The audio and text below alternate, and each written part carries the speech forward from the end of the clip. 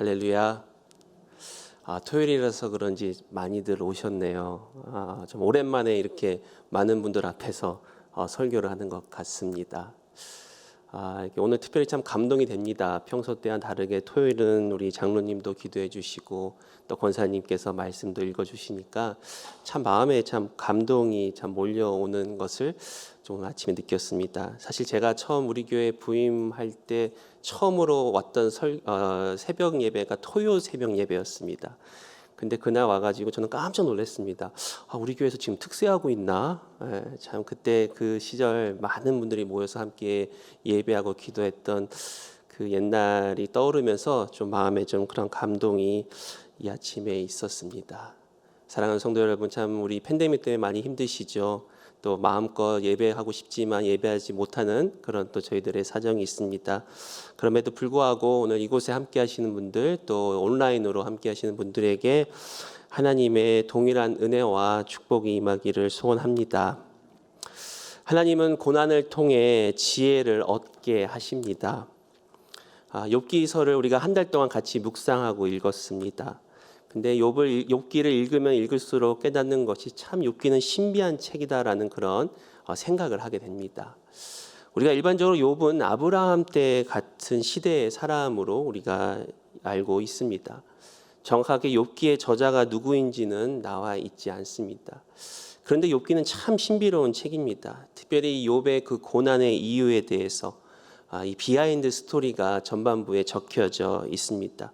그것도 하나님과 사탄의 그런 대화, 또 일종의 어떤 내기와 같은 일을 통해서 욥의 고난이 시작되고 전개되는 것을 우리는 욥기를 통해서 알 수가 있습니다. 이것은 인간이 스스로 알 수 없기 때문에 분명히 하나님의 감동으로 쓰여진 책이고 또 그렇기 때문에 참 욥기가 참 신비롭고 그럼에도 불구하고 욥은 실존 인물이고 또 욥이 겪었던 고난도 실제적인 사건임을 우리는 믿고 그렇게 알고 있습니다. 근데 이 욥기를 우리가 읽을 때 한 가지 간과해서는 안 되는 것은 욥은 지혜서라는 것입니다. 비록 욥은 역사적으로 실존한 인물이고 또 욥의 그 고난은 실제적으로 있었던 역사이지만 구약 성경에서는 욥기를 지혜서로 구분을 하여서 이 욥기의 진정한 목적은 이 욥기를 통해서 하나님을 아는 지식과 또 그 지식을 바탕으로 우리가 지혜를 얻는 데 있다는 것입니다. 이처럼 욥의 고난을 통해서 우리는 지혜를 얻게 됩니다. 그리고 우리의 삶 가운데서도 고난을 통해서 우리는 지혜를 얻을 수가 있습니다. 고난은 우리로 하여금 잠시 멈춤의 시간을 줍니다. 그리고 고난을 통해서 우리는 인생에 대해서 깊이 생각하고 우리 자신에 대해서 성찰하는 시간을 갖게 됩니다. 이와 같이 고난은 우리를 깊이 있는 사람으로 만들어줍니다. 그리고 고난을 통해서 인생이 무엇인지를 다시 한번 생각하게 되는 것입니다. 우리가 함께 읽은 15장은 대만 사람 엘리바스의 두 번째 변론입니다. 1절을 보시면 대만 사람 엘리바스가 대답하여 이르되 2절 지혜로운 자가 어찌 헛된 지식으로 대답하겠느냐 어찌 동풍을 그의 복부에 채우겠느냐. 지금 이 욥의 고난을 소식을 듣고 찾아온 욥의 친구들 3명이 이제 한 명씩 욥에게 충고와 조언을 주고 또 욥이 그거에 대해서 변론을 한 후에 이제는 다시 엘리바스 처음에 욥에게 충고하였던 조언을 주었던 엘리바스의 이제 두 번째 변론을 시작하고 있습니다. 여기서 엘리바스는 이 욥에게 금방 읽은 2절과 같이 지혜로운 자가 어찌 헛된 지식으로 대답하겠느냐 어찌 동풍을 그의 복부에 채우겠느냐라고 이야기를 하면서 진정으로 지혜로운 자라는 것은 헛된 지식이 아니라 참된 지식이 있을 것이다.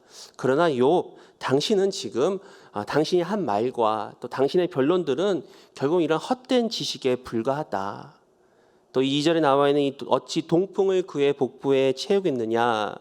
여기서 나와 있는 이 동풍이라는 것은 그 당시에 이 고대 사람들의 이 봄철에 불어오는 바람이라고 합니다. 주로 이 동풍은 이 열풍 바람으로서 그 당시에 농작물에게 많이 피해를 주는 그런 바람이었다고 합니다.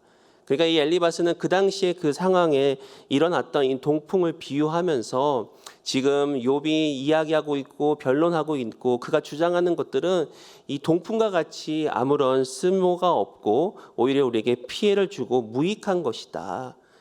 그렇게 지금 욥에게 이야기를 하면서 그를 비난하고 또 그의 지식이 공허하고 그가 어리석다라고 그렇게 주장하고 있는 것입니다.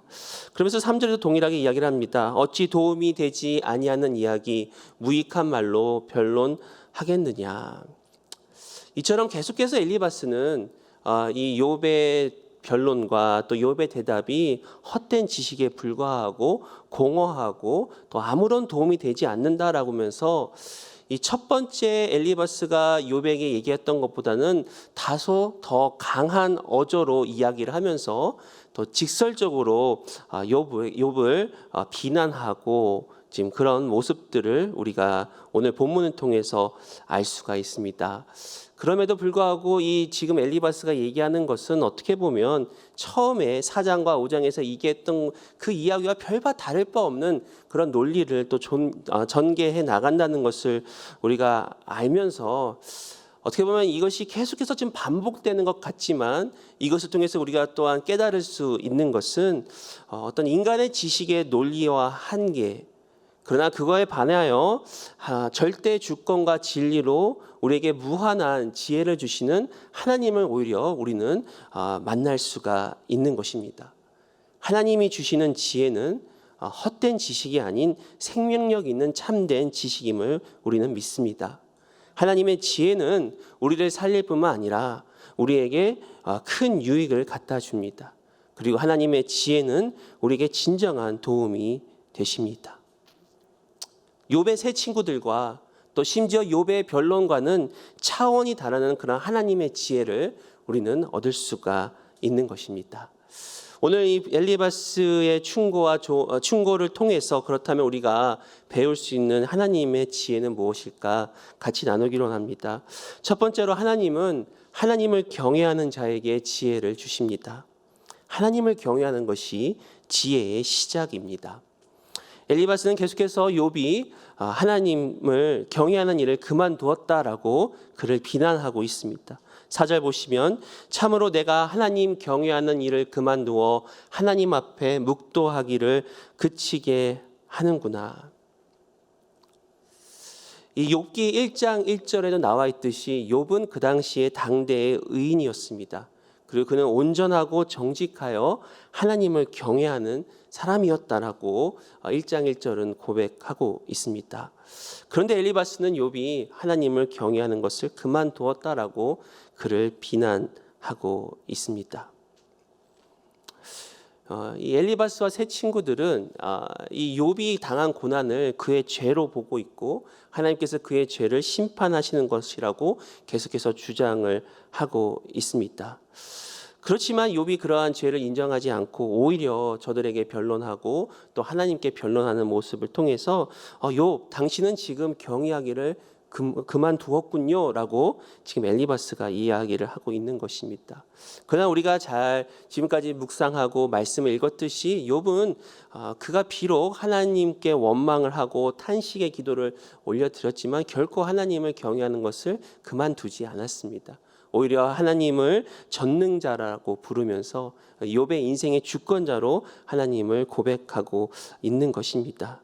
그러므로 우리는 여기서 엘리바스의 주장이 틀렸다는 것을 암과 동시에 그렇다면 하나님을 경외하는 삶이 무엇인가 우리가 배울 수 있는 것입니다.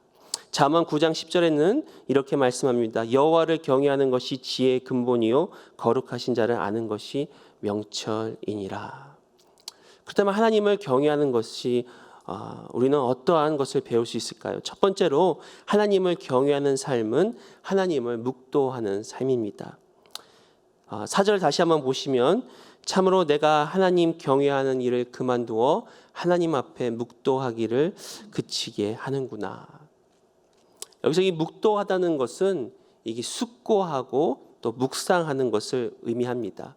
특별히 시편 119편에는 이 묵도한다는 것을 읍졸이다라는 그러한 표현을 하고 있습니다.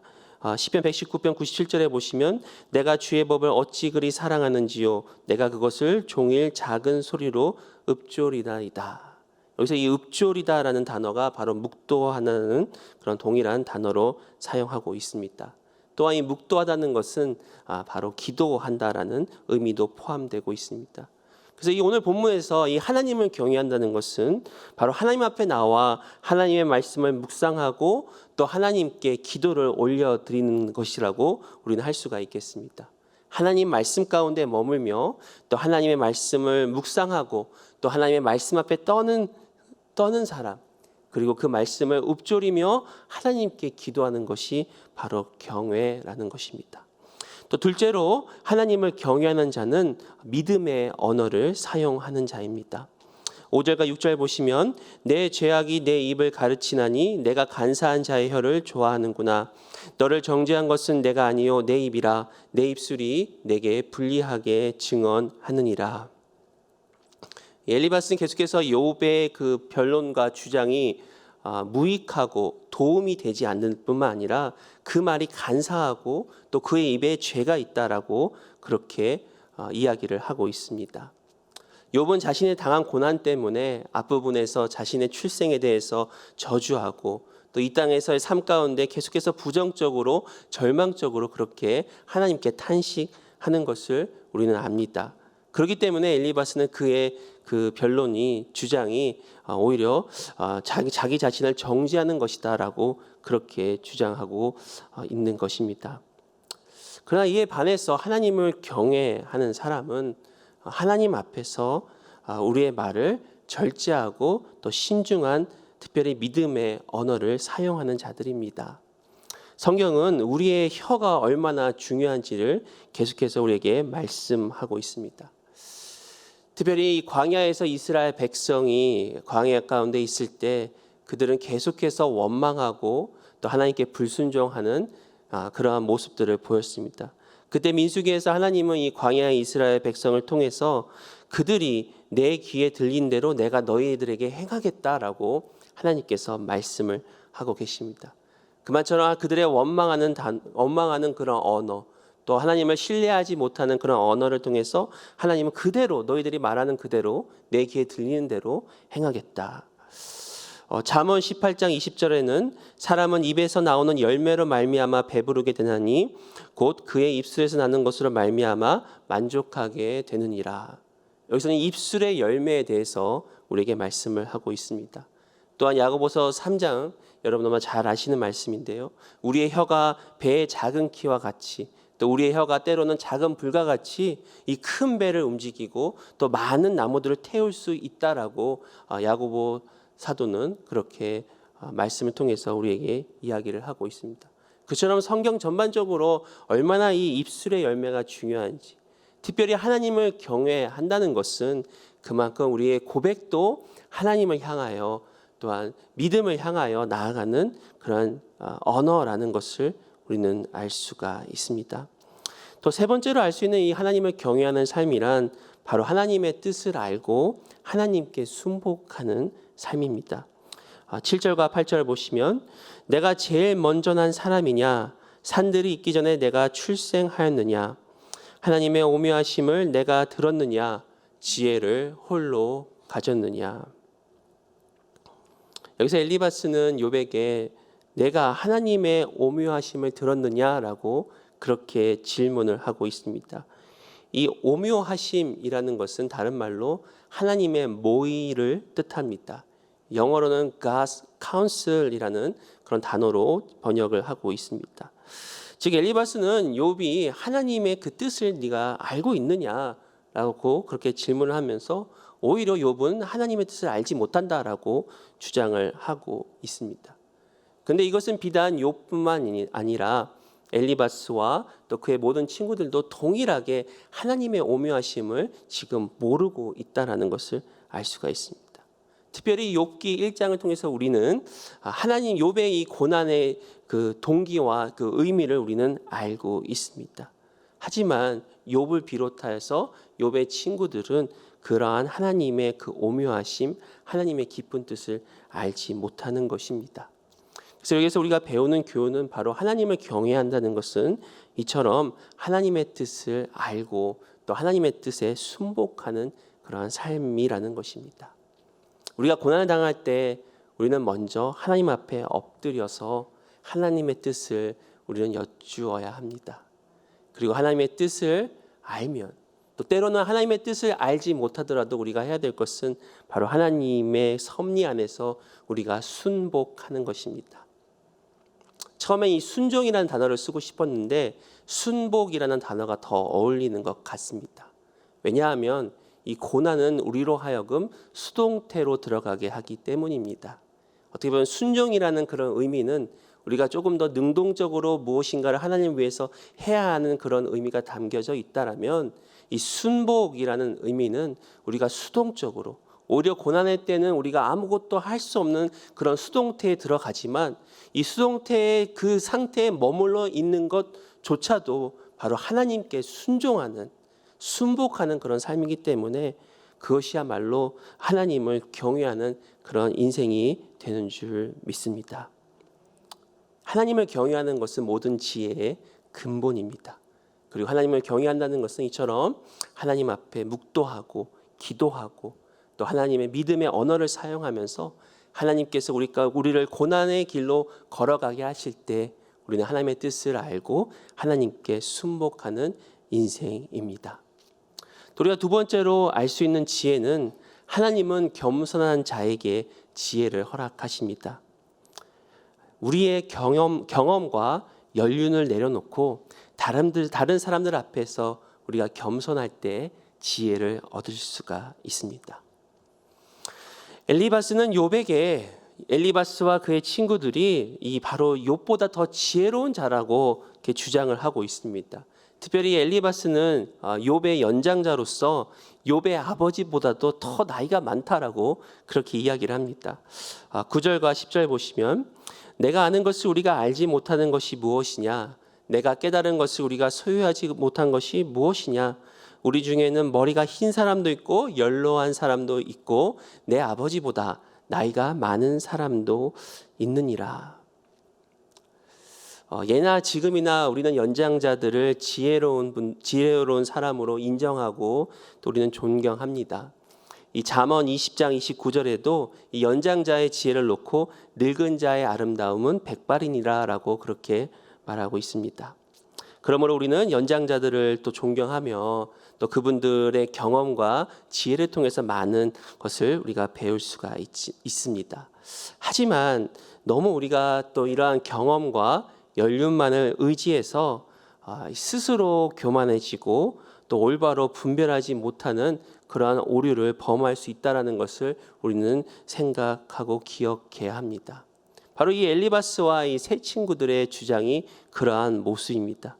그들은 비록 오랫동안의 그런 경험과 연륜을 통해서 지금 욥에게 충고하고 또 욥을 비판하고 있지만 그들도 역시도 오류가 있고 또 그들 가운데 참 교만한 모습을 우리는 볼 수가 있습니다. 11절 보시면 하나님의 위로와 은밀하게 하시는 말씀이 내게 작은 것이냐. 이게 겉으로 볼 때는 이 하나님의 위로 또 은밀하게 하는 말씀을 우리가 그냥 하나님이 하시는 것이구나라고 생각할 수 있지만 사실은 이 11절에서 이 엘리바스가 얘기하는 것은 자신들의 조언과 충고가 하나님의 위로라는 것입니다. 그러니까 본인들이 하고 있는 그 말들이 결국 하나님의 위로와 은밀한 것을 네가 지금 그렇게 작게 여기고 듣지 않고 있느냐라고 지금 욥에게 말하고 있는 것입니다. 또한 엘리바스는 아까 읽었던 9절에 보면은 내가 아는 것을 우리가 알지 못하는 것이 무엇이냐. 여기서 이 안다는 것은 이 히브리어로 야다라는 그런 단어를 쓰고 있습니다. 우리가 아마 이 하나님을 알다라는 그 알다와 여기서 엘리바스의 이야기는 알다라는 동일한 그런 단어를 쓰고 있습니다. 그 말은 네가 아는 것을 우리가 알지 못하는 것이 무엇이냐라고 하는 것은 이 지식적인 암뿐만 아니라 경험적인 그런 암 또한 포함하고 있는 것입니다.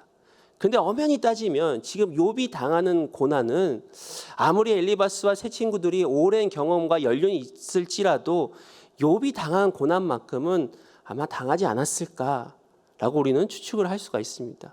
실제로 욥이 당한 고난은 예수님 외에 이 땅 가운데서 그만한 고난을 당한 사람이 누가 있을까라고 우리는 생각을 할 정도로 굉장히 깊은 그런 고난과 고통 가운데 있습니다. 비록 엘리바스는 네가 아는 것이 우리가 알지 못한 것이 무엇이냐라고 이야기를 했지만 그 이면은 결국 이 욥이 당한 고난은 이 엘리바스와 그 친구들도 경험하지 못한 그런 깊은 고난입니다. 그렇기 때문에 우리가 여기서 배울 수 있는 것은 우리의 경험과 또 연륜이 참 중요합니다.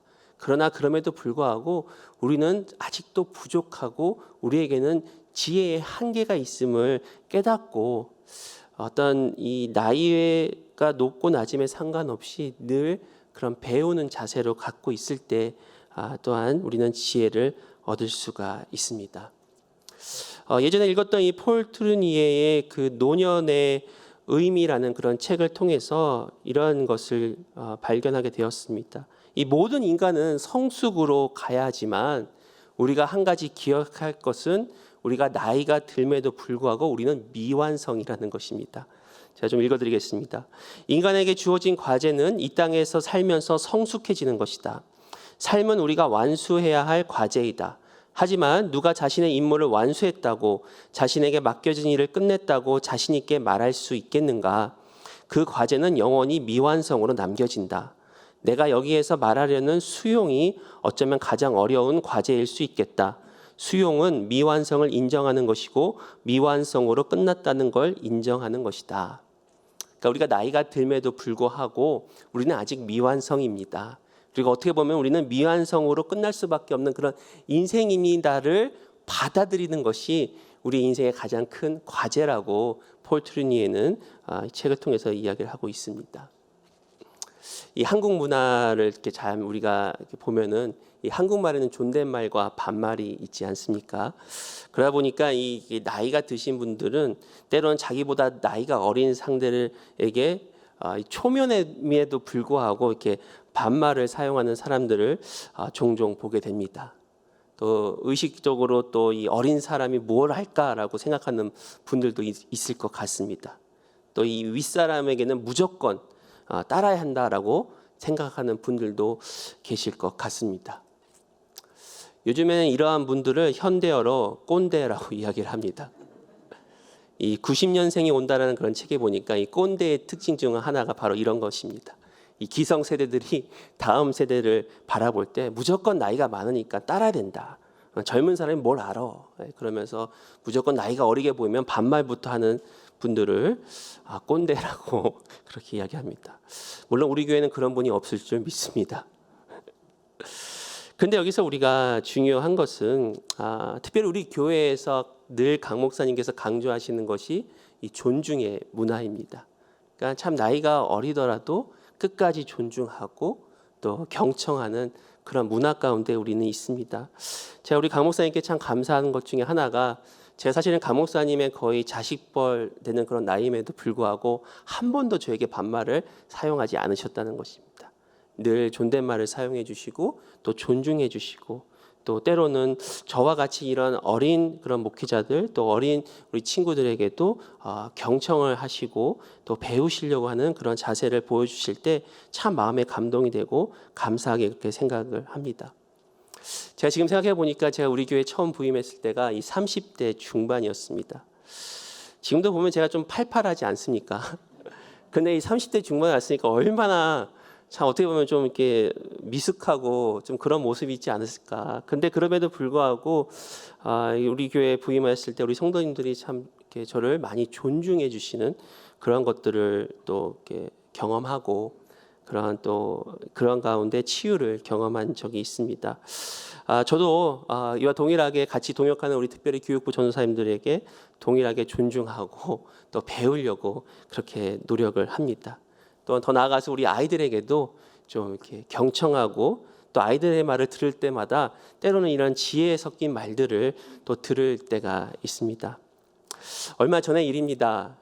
우리 큰 아이가 이제 중학교에 가다 보니까 좀 학교에서 좀 거리가 되는 위치에 집에서 좀 거리가 되는 그런 위치에 있는 학교를 다니게 되었습니다. 그러다 보니까 아침마다 이제 라이드를 주게 되었는데요. 그때가 이제 트래픽 시간이기 때문에 좀 프리웨이가 좀 많이 막힙니다. 그러니까 여러분 경험하셨는지 모르겠는데 운전하다 보면은 꼭 이 왼쪽 레인이 항상 차가 먼저 빠져가는 거예요. 차들이 먼저 빨리 지나갑니다. 그럴 때 여러분 어떻게 하십니까? 저는 대부분 옆 라인으로 바로 옮깁니다. 근데 옆 라인을 옮기자마자 또 이제는 여기가 멈추고 오른쪽이 차가 이렇게 갑니다. 웃으시는 분은 경험하셨다는 것이죠. 그래서 제가 그냥 제 혼잣말로 왜 이렇게 차가 옮기기만 하면 멈추지? 라고 이야기했더니 옆에 있던 제 딸이 이렇게 얘기합니다. 아빠, 왜냐하면 다른 사람들도 아빠와 같이 생각하기 때문이야. 그러니까 저처럼 왼쪽이 빠지니까 다들 왼쪽으로 옮기니까 왼쪽이 막히고 이제 오른쪽이 빠지는 것입니다. 그래서 저한테 또 한마디를 합니다. 아빠, 그냥 가던 길로 계속 가. 그래서 그거로부터 이게 막힌다고 해서 거기 옆으로 옮기는 게 아니라 진짜 한번 해봤습니다. 실험을 해봤습니다. 그랬더니 결국은 똑같이 거의 비슷하다는 것을 깨닫게 되었습니다. 참 그 말을 들었을 때 참 이게 정말 지혜다. 그러니까 이 운전할 뿐만 아니라 우리 인생 가운데서 이것을 적용할 수 있구나. 하나님은 이미 성경에서 좌로나 우로나 치우치지 말라라고 말씀하셨습니다. 우리가 신앙도 한 길로, 그러니까 하나님께서 허락하신 그 길로 가다 보면은 때로는 세상보다 느리게 가는 것 같지만 결국은 하나님께서 뜻하신 그 기간에 도착하는구나. 또 하나님께서 주어진 그 사명도 마찬가지입니다. 또 소명도 마찬가지입니다. 우리를 부르신 그곳도 마찬가지입니다. 우리가 있는 직장, 또 우리가 있는 교회, 또 그 때로는 다른 사람보다 좀 늦게 가는 것 같지만 결국은 그 길로 가다 보면 언젠가 도달하는구나. 그것을 깨닫고 제가 혼자서 참 많은 은혜를 받았던 그런 기억이 있습니다. 중요한 것은 누구이든지 간에 우리가 배우고자 하는 그런 겸손한 마음이 있으면 우리는 지혜를 얻을 수가 있습니다. 꼭 세상적으로 훌륭하거나 또 우리보다 더 경험이 많고 연륜한 사람뿐만이 아니라 어린아이에게도 또 지나가는 사람에게도 우리가 배우고자 하는 그런 겸손한 마음이 있을 때 하나님께서는 그분들을 통해서 우리에게 지혜를 허락하신다는 것입니다. 그러므로 우리의 경험과 연륜을 너무 의지하지 말고 늘 겸손한 마음을 유지할 때 지혜가 있음을 또 우리는 알게 됩니다. 또 세 번째로 배울 수 있는 이 지혜의 교훈은 하나님은 자신이 연약하고 죄인임을 깨달을 때 은혜와 지혜를 주십니다. 우리가 하나님을 떠나서는 우리 모두가 전적으로 부패한 존재임을 아는 것이 지혜입니다. 엘리바스는 오늘 본문의 마지막에서 이러한 인간의 전적인 부패에 대해서 다시 한번 이야기를 합니다. 14절부터 보시면 사람이 어찌 깨끗하겠느냐 여인에게서 난 자가 어찌 의롭겠느냐 하나님은 거룩한 자들을 믿지 아니하시나니 하늘이라도 그가 보시기에 부정하거든 하물며 악을 저지르기를 물마심 같이 하는 가증하고 부패한 사람을 용납하시겠느냐. 어떻게 보면 이 14절부터 이 16절까지 엘리바스가 주장하는 내용은 분명한 진리입니다. 이 성경에서도 계속해서 하나님 앞에 의인은 없다라고 그렇게 말씀을 하고 있습니다.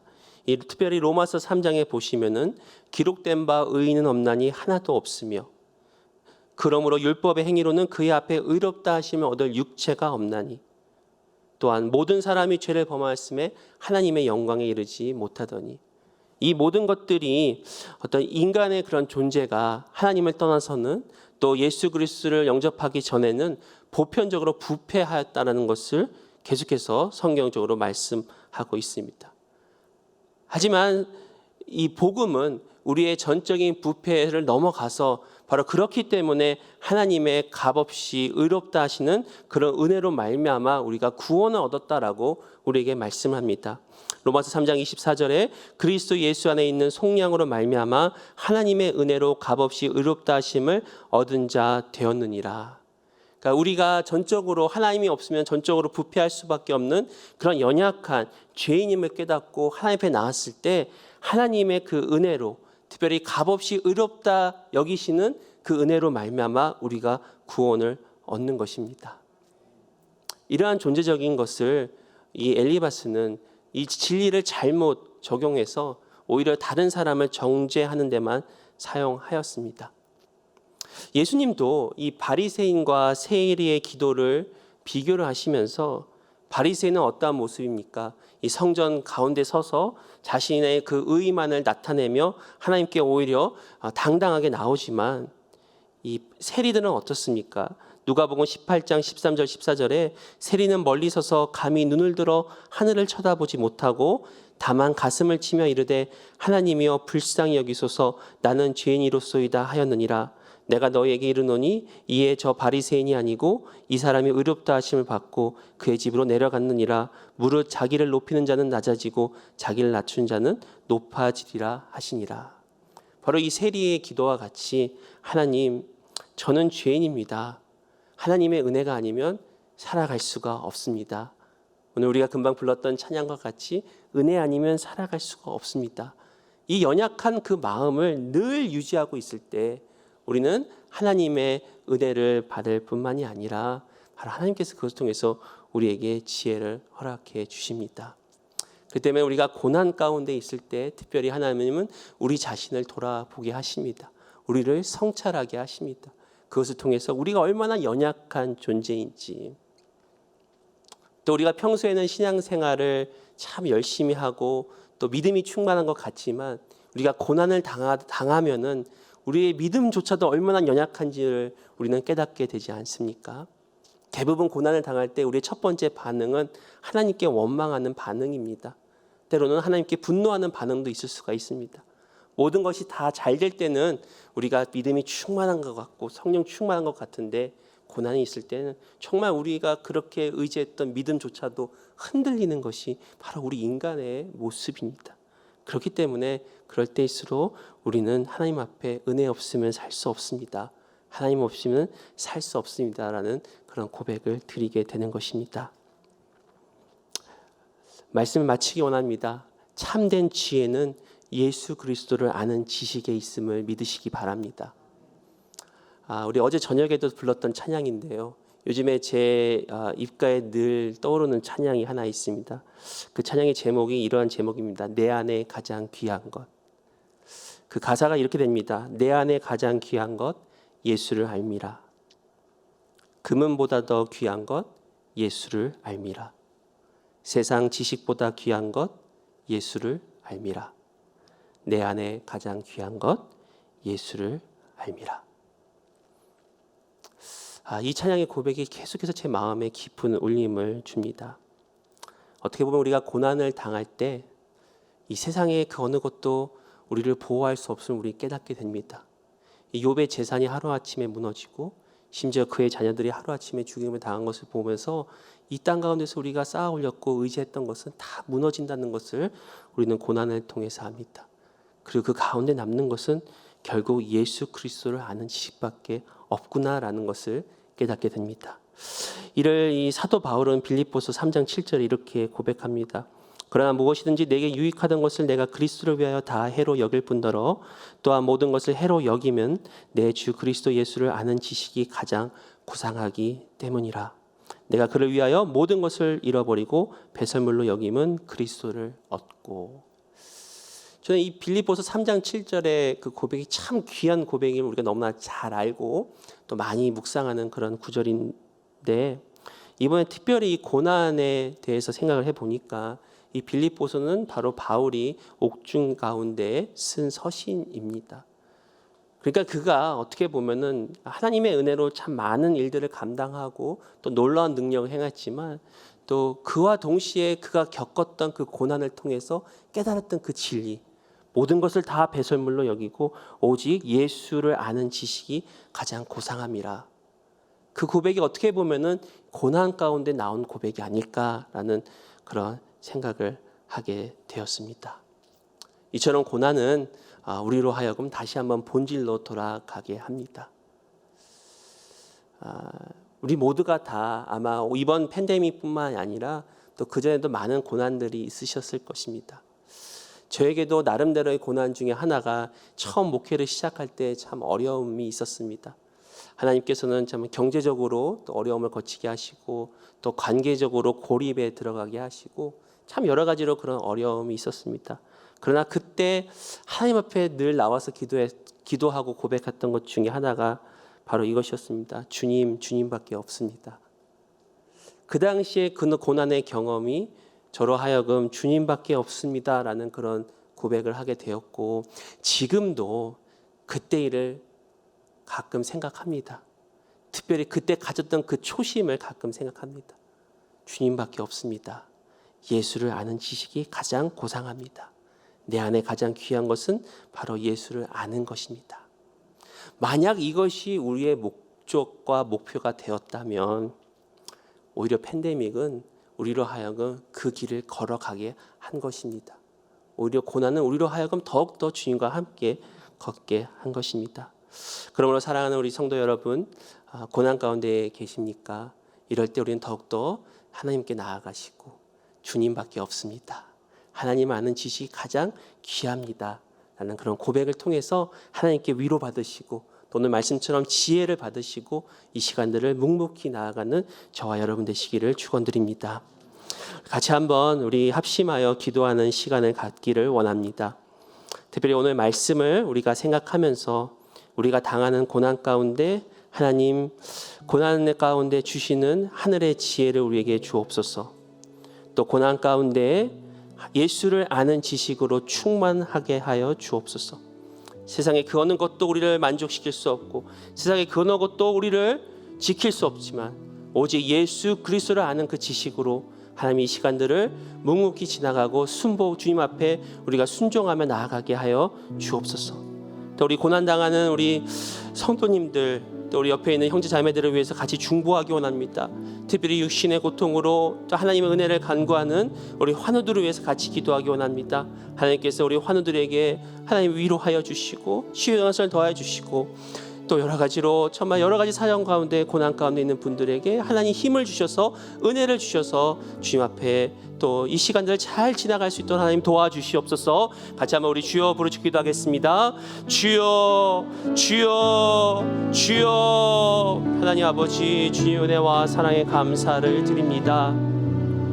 아버지 하나님께서 허락하시는 고난 가운데에도 주님의 은혜가 있음을 다시 한번 깨닫게 해주심에 감사를 드립니다. 특별히 하나님 아버지 고난 가운데 하나님이 주시는 지혜를 얻는 저희들 되게 하여 주시옵소서.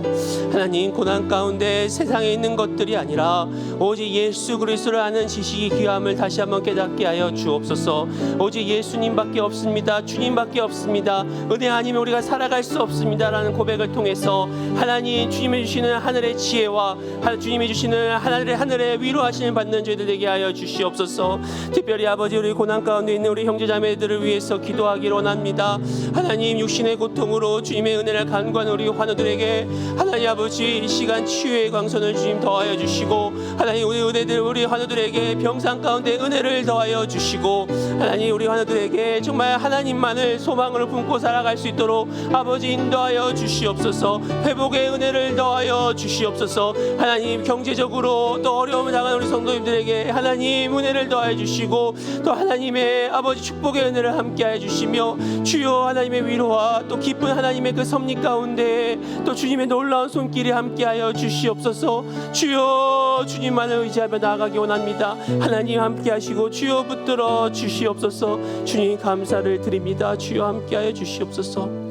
우리 한 번 더 기도하겠습니다. 내일은 거룩한 주일입니다. 우리 주일 예배를 위해서 기도합니다. 예배를 통해서 또 선포되진 말씀 가운데 하나님께서 함께 해주시고 또 우리 말씀 전하시는 우리 강주민 목사님과 또 2부 때 또 와서 설교하시는 우리 이은상 목사님 또 우리 교육부와 또 EM의 또 말씀 전하시는 주의 종들에게 하나님 말씀에 기름 부으시고 함께 해주시옵소서. 예배를 통해서 또 구원의 감격의 기쁨이 회복되어지는 하루가 되게 하여 주옵소서. 또 내일은 멕시코 선교를 위해서 선교 바자회가 있습니다. 또 내일은 우리 어린이 부서에서 또 홀리인 행사를 합니다. 하나님 모든 것 가운데 또 하나님의 은혜가 충만하게 해주시고 또 이 선교를 통해서 또 영혼을 구원하고 또 영혼을 섬기는 그런 귀한 일도 함께하여 주시옵소서. 또 우리 이 시간은 우리 선교사님들을 위해서 기도하기 원합니다.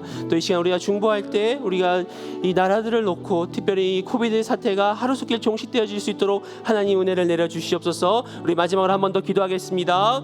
주여 주여 주여. 하나님 주님의 은혜와 감사드립니다. 특별히 아버지 하나님, 내일은 거룩한 주일입니다. 하나님 주일을 통해서 주의 말씀을 통해서 하나님 구원의 감격의 기쁨이 회복되는 하루 되게 하여 주시옵소서. 우리 말씀하신 우리 강 목사님에게 성령의 충만함과 기름 부으심을 하여 주시고, 또 저희 와서 말씀하신 우리 임상 목사님에게 하나님 은혜를 더하여 주시옵소서. 아버지 하나님, 교회를 섬기는 또 예배를 섬기는 우리 모든 종들에게, 또 말씀으로 섬기는 우리 아버지 교육부와 또 EM의 우리 목회자들에게 하나님이 동일한 은혜를 더해 주시고, 말씀 받는 우리 어린아이부터 아버지 작년에 이르기까지 말씀을 통하여 풍성한 또 열매를 맺는 시간 되도록 주여 함께해 주시옵소서. 또 내일 있을 선교 바제와 또 우리 아이들을 위한 홀리 행사 가운데서도 하나님께서 은혜를 더해 주시고, 주여 많은 열매들을 또 맺는 시간 될 수 있도록 하나님 함께해 주시옵소서. 우리 선교사님들을 위해서 기도합니다. 하나님 우리 선교사님들을 붙잡아 주시고, 정말 어려운 가운데서도 아버지 묵묵히 주의 길을 걷는 우리 선교사님들에게 주여 놀라운 은혜를 더해 주시며, 하나님의 돕는 손길을 붙여주시고, 아버지 하나님 주여 정말 선교사에게 많은 열매를 맺도록, 또 가정 가운데 하나님 은혜를 주시고, 아버지 사역 가운데 주여 기름 부으시고 함께하여 주시옵소서. 주여 이 코비드 사태가 계속해서 진행되고 있는 가운데 하나님 정말 우리 모두에게, 또 특별히 나라의 지도자들에게 지혜를 주시고, 또 하나님께서 이 땅 가운데 긍휼을 베풀어 주시사 하루속히 아버지 코비드 팬데믹으로부터 또 하나님 종식될 수 있도록 하나님께서 인도해 주시고, 또 아버지 이 시간들을 우리 사랑하는 성도님들과 또 우리 교회들이 합심하여 기도하며 이 시간들을 또 묵묵히 지나갈 수 있도록 하나님 인도하시고 주님 역사하여 주시옵소서. 주님의 은혜에 감사를 드립니다. 함께하여 주옵소서. 하나님 계속해서 욥기 말씀을 통해서 고난의 의미를 다시 한번 생각하게 됩니다. 또 고난 가운데 우리에게 베푸시는 하나님의 은혜를 생각하게 됩니다. 고난 가운데에서도 우리와 함께 하시고 또 우리를 놓지 않으시는 주님의 손길로 인하여 감사를 드립니다. 고난 가운데 하나님의 뜻을 발견하게 하시고, 또 고난 가운데 세상이 줄 수 없는 평강과 세상이 줄 수 없는 하늘의 지혜로 우리 가운데 충만하도록 주님 역사하여 주옵소서. 우리 교회를 주님께서 기억해 주시고, 내일 거룩한 주일 가운데 하나님 은혜로 충만하게 해주시며, 특별히 환우들과 또 이 모양 저 모양으로 고난당하는 고통 가운데 있는 우리 성도님들 주님 위로해 주시고 하나님의 손길로 함께하여 주시옵소서. 오늘 하루도 모든 영광을 주님께 온전히 올려드리오며 예수님의 이름으로 기도합니다. 아멘. 하늘에 계신 우리 아버지여, 이름이 거룩히 여김을 받으시오며 나라의 임하옵시며 뜻이 하늘에서 이룬 것 같이 땅에서도 이루어지이다. 오늘날 우리에게 일용할 양식을 주옵시고, 우리가 우리에게 죄 지은 자를 사해 준 것 같이 우리의 죄를 사해 주옵시고, 우리를 시험에 들지 말게 하옵시고 다만 악에서 구하옵소서. 되게 나라와 권세와 영광이 아버지께 영원히 있사옵나이다. 아멘.